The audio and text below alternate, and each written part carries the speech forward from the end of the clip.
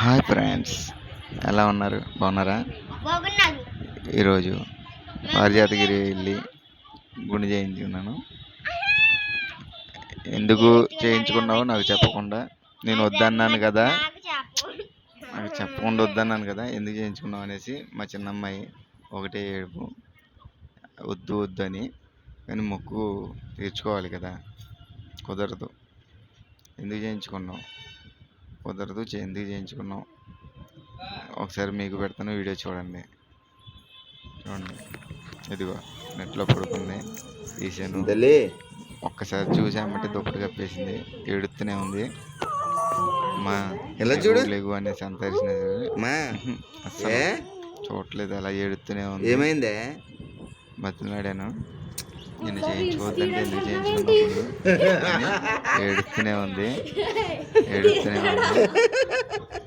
చింతల్లి చాలా ఏడ్చింది పాపం. మళ్ళీ ఏం పర్లేదు, మళ్ళీ జుట్టు వచ్చేది అనేసి చెప్పాను.